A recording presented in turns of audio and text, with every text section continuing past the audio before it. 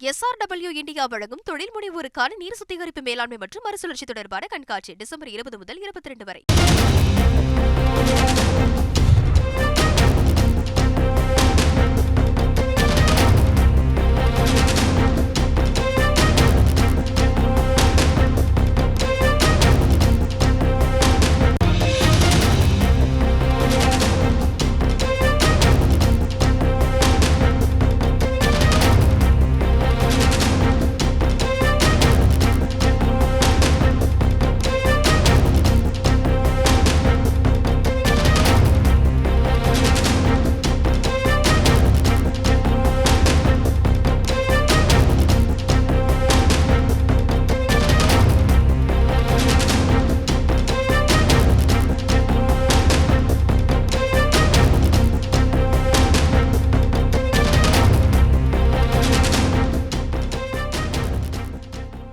அண்மை செய்தி. கன்னியாகுமரி, திருநெல்வேலி, தென்காசி மற்றும் தூத்துக்குடி மாவட்டங்களில் கொட்டி தீர்க்கும் கனமழை காரணமாக மோசமான வானிலையால் தூத்துக்குடி செல்ல வேண்டிய 2 விமானங்கள் மதுரையில் தரையிறக்கப்பட்டிருக்கிறது.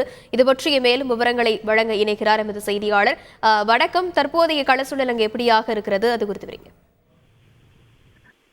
நிச்சயமாக சென்னையிலிருந்து இன்று காலை சரியாக 10-15 மணி அளவில் கிட்டத்தட்ட 66 பயணிகளுடன் தூத்துக்குடி செல்வதற்காக புறப்பட்ட இண்டிகோ விமானம் மோசமான வானிலை காரணமாக 12:30 மணி அளவில் தூத்துக்குடியிலிருந்து மீண்டும் மதுரையை நோக்கி திருப்பி அனுப்பப்பட்டது.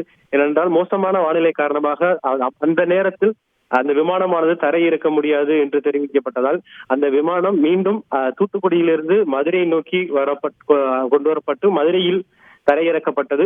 அதைத் தொடர்ந்து சரியாக 12:30 மணி அளவில் பெங்களூருவிலிருந்து புறப்பட்ட இண்டிகோ விமானம் ஒன்று 2 மணி அளவில் தூத்துக்குடியில் தரையிறங்க வேண்டியது. ஆனால் வானிலையானது தற்போது வரை இன்னும் மோசமாக காணப்படுவதால் இந்த விமானம் தற்போது வரை தரையிறக்க முடியாத காரணத்தால் மீண்டும் இந்த பெங்களூரு விமானமும் தற்போது மதுரையை நோக்கி கொண்டு வரப்பட்டு மதுரையில் தரையிறக்கப்பட்டுள்ளது.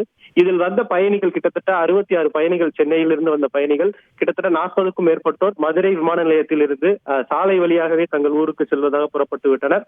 ஆனால் மீண்டும் ஒரு சிலர் மதுரை விமான நிலையத்திலேயே தற்போது காக்க வைக்கப்பட்டுள்ளனர்.